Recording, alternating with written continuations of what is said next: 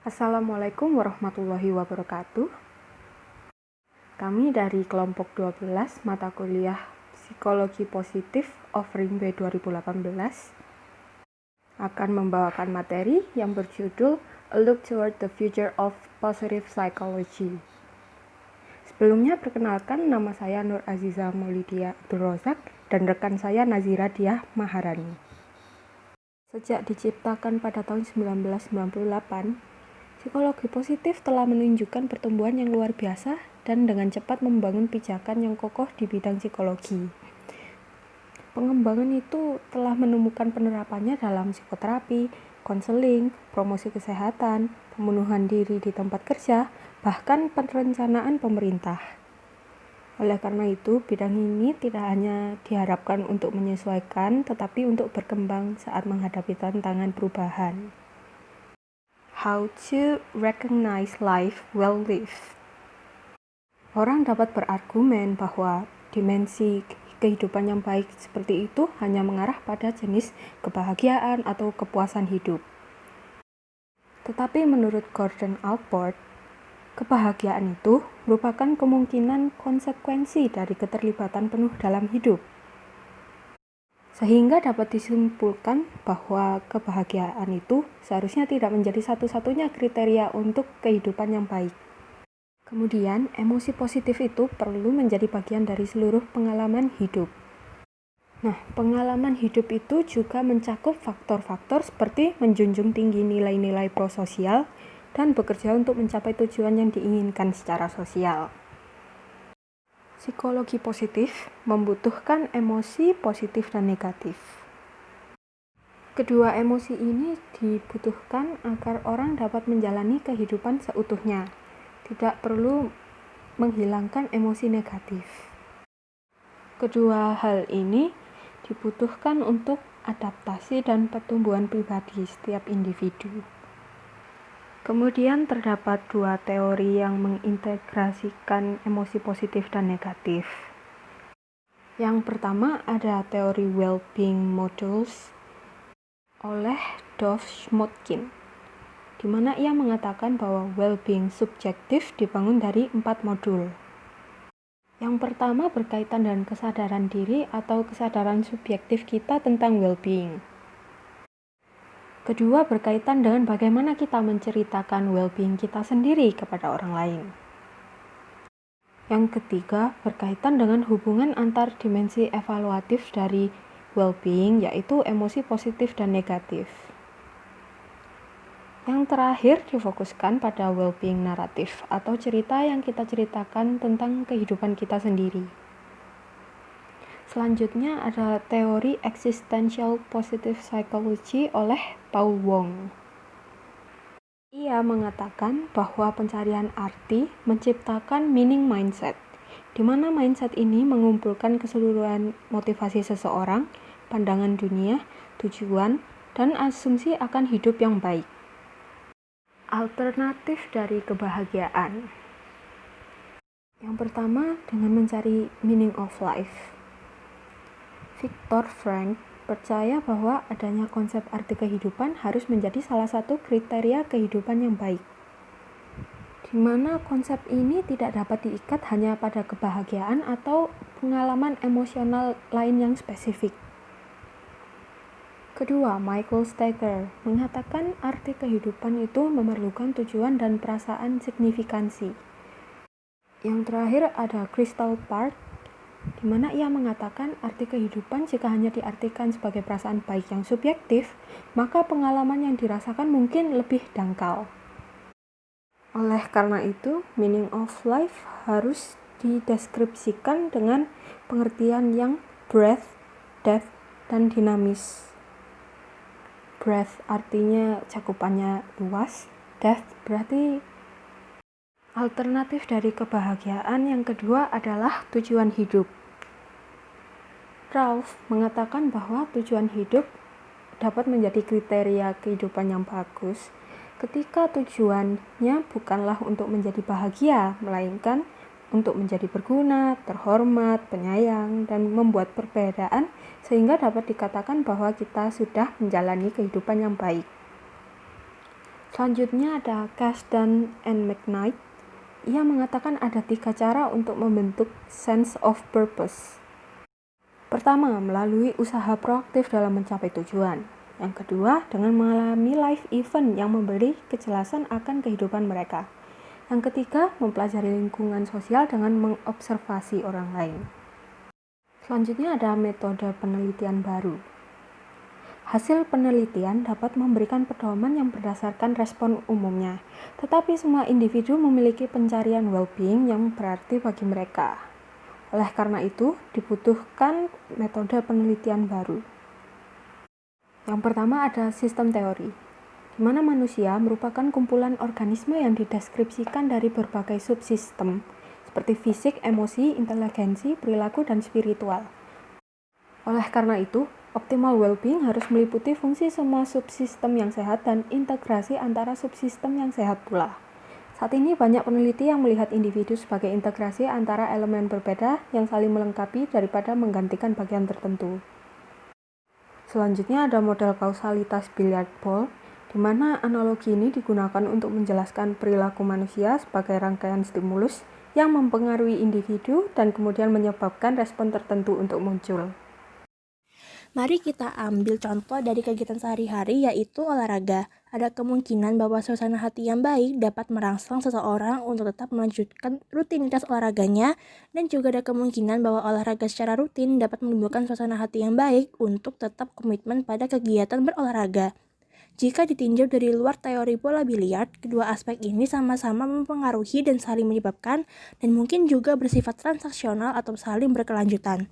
Hal ini tidak sesuai dengan model kausalitas bola biliar yang menyatakan faktor A harus menyebabkan faktor B.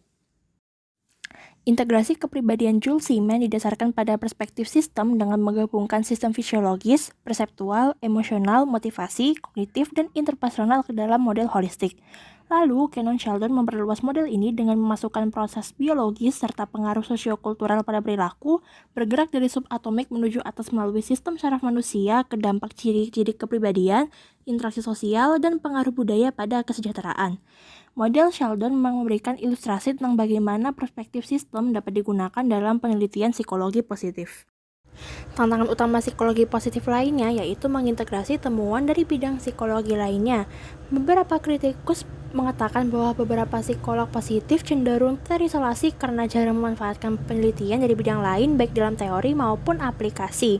Banyak intervensi psikologi positif juga mengabaikan temuan penelitian dasar mereka tentang apa yang membuat terapi mereka berhasil, seperti membentuk hubungan terapeutik yang kuat. Ide dasar psikologi positif yang ditentang kadang diabaikan di lapangan, dan para peneliti pun juga mulai mempertanyakan apakah gagasan inti dari psikologi positif, yaitu bahwa orang harus fokus pada kekuatan mereka, selalu mengarah pada hasil yang lebih baik. Psikologi positif sebaiknya mengikuti cita-cita dasar psikologi positif, yaitu menciptakan disiplin berbasis sains. Terkadang antusiasme para profesional untuk menerapkan psikologi positif ke masyarakat bisa membawakan ancaman untuk melemahkan standar yang ketat dari psikologi positif sebagai disiplin ilmu. Tantangan lainnya bagi psikologi positif di masa depan menyangkut tempat nilai pribadi dalam sains. Namun nilai ini masih susah untuk dihapus dari studi ilmiah mengenai kesejahteraan. Sistem kepercayaan dan nilai pribadi seorang peneliti tidak boleh mengganggu analisis data, tetapi nilai ini juga udah nggak diragukan lagi untuk mempengaruhi penelitian melalui pilihan topik penelitian. Dalam psikologi positif, pertanyaan ini menjadi sangat penting dikarenakan pembentukan konsep kesejahteraan berakar pada bagaimana cara terbaik untuk mendefinisikan sebuah hidup yang sejahtera. Maslow pernah dikritik karena memilih orang yang ia kagumi untuk dijadikan contoh aktualisasi diri. Walaupun ia menyadari kesalahan ini, namun susah untuk tidak sengaja memilih siapa yang akan dipelajari dan sifat mana yang harus diselidiki. Kedepannya, psikologi positif harus menjelaskan dengan tepat jenis capaian well-being dan jenis kebahagiaan apa yang dikejar melalui penelitian, yang berarti psikologi positif perlu lebih eksplisit tentang bagaimana perspektif pribadi tentang kesejahteraan mempengaruhi pilihan partisipan penelitian, instrumen pengukuran yang digunakan, dan teori yang diuji. Psikologi barat dan psikologi positif dinilai terlalu bergantung pada subjek Amerika Utara atau Eropa, dan hal ini sudah menjadi kritik sendiri bagi penelitian mereka. Lalu, Kyle Smith, Seda Smith, dan John Christopher mencoba untuk meneliti konsepsi rakyat tentang orang baik dalam 7 budaya di seluruh dunia dan menemukan kebajikan umum lintas budaya dan juga perbedaannya. Sebagian besar budaya melihat orang baik bahwa kalau mereka menunjukkan kebajikan, kesesuaian, dan tradisionalisme. Sedangkan di dalam keutamaan psikologi positif sendiri tidak ada konsepsi mengenai kesesuaian dan tradisionalisme. Sebaliknya, budaya sangat bervariasi dalam menilai kompetisi yang merupakan salah satu keunggulan kesejahteraan di Barat. Dalam psikologi Timur sendiri, seperti Hindu, Buddha, dan Taoisme menawarkan berbagai alternatif terkait topik yang relevan untuk psikologi positif. Sebenarnya, asumsi psikologi berdasarkan sistem Timur ini biasanya suka diabaikan walaupun psikolog Barat biasanya menggunakan teknik meditasi dan yoga yang berasal dari Timur. Contohnya, mindfulness meditation itu kan sangat populer ya dalam psikologi positif yang dirancang untuk menumbuhkan ketenangan hati dan penerimaan terhadap semua pengalaman positif maupun negatif. Namun, jika diterapkan di terapi barat, mereka ini memiliki perbedaan dalam hal pendekatan dan mereka itu juga didasarkan pada peningkatan emosi positif terhadap emosi negatif. Jika psikologi timur ini dipahami dengan benar, bisa dipandang dengan benar, maka mereka tuh sebenarnya menawarkan alternatif yang jelas untuk gagasan barat tentang kesejahteraan, sifat emosi, elemen kepribadian, dan mengubah perilaku dengan cara yang positif. Seperti yang kita ketahui sebelumnya, psikologi positif dikritik karena terlalu mengandalkan pandangan budaya barat. Psikologi positif juga mengabaikan gagasan teori kritis, konstruktivisme sosial, dan postmodernisme yang membahas tentang sejauh mana budaya, sistem politik, dan sejarah yang membentuk asumsi tentang well-being. Psikolog positif menekankan emosi positif dan mengatakan bahwa individu merupakan komponen terpenting, sedangkan orang-orang penganut perspektif postmodern mengatakan budaya dan sejarah merupakan komponen yang penting. Gagasan tentang apa komponen dari individu di dunia barat dibentuk oleh determinasi budaya dan sejarah yang biasanya seringkali enggak teruji. Kritikus pun juga mempertanyakan asumsi instrumentalisme ilmiah modern di mana sains dianggap sebagai metode utama untuk mendorong perubahan. Seringkali sains itu dikejar dengan lebih memperhatikan penelitiannya daripada maknanya sendiri. Jeff Sugarman mencatat bahwa perhatian psikologi positif dengan ketelitian empiris sering menghasilkan hasil penelitian yang tidak terlalu berarti. Mereka tuh emang mengamati suatu hal, tapi laporan penelitian yang dihasilkan tuh malah bersifat hambar. Psikologi positif dianggap nggak memiliki kedalaman, wawasan, kehalusan, imajinasi, dan relevansi asli bagi siapapun yang mencari arahan untuk menjalani kehidupan manusia yang lebih bahagia. Walaupun bidang psikologi positif sudah memberikan landasan yang diperlukan untuk studi tentang kesejahteraan, bidang ini bisa berkembang lebih baik lagi jika menggunakan alat tambahan dalam memeriksa kondisi manusia. Pemahaman menyeluruh tentang kebahagiaan membutuhkan masukan dari psikolog, sosiolog, filsuf, seniman, antropolog budaya, teolog, dan lain sebagainya. Pemahaman yang lengkap tentang kesejahteraan membutuhkan ilmu pengetahuan dan kebijaksanaan, statistik kelompok dan kehidupan individu, objektivitas dan empati, dan juga pengertian dan kasih sayang. Psikologi barat bukan hanya psikologi positif, jadi psikologi barat secara umum cenderung mengabaikan banyak kritik yang baru saja dikemukakan oleh para ilmuwan. Dampak asumsi budaya dan sejarah yang tidak teruji merupakan tantangan tersendiri bagi psikologi manapun di abad ke-21. Di era paradigma baru bagi ilmu psikologi ini, psikologi positif berada pada posisi yang tepat untuk menerima tantangan tersebut.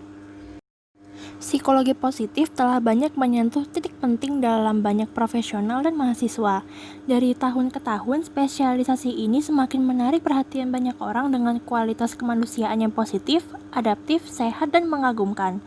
Penemuan berbasis psikologi positif mulai menunjukkan pada pemusatan kekuatan dan kebajikan manusia untuk meningkatkan kesuksesan di bidang utama kehidupan seperti pendidikan, kepuasan kerja, hubungan romantis, dan kehidupan keluarga, kesehatan, dan kesejahteraan umum.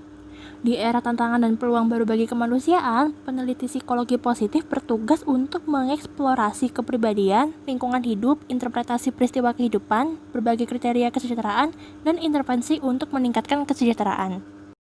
Sekian pemaparan teori dari kelompok kami. Mohon maaf jika terdapat kesalahan dalam penyampaian. Wassalamualaikum warahmatullahi wabarakatuh.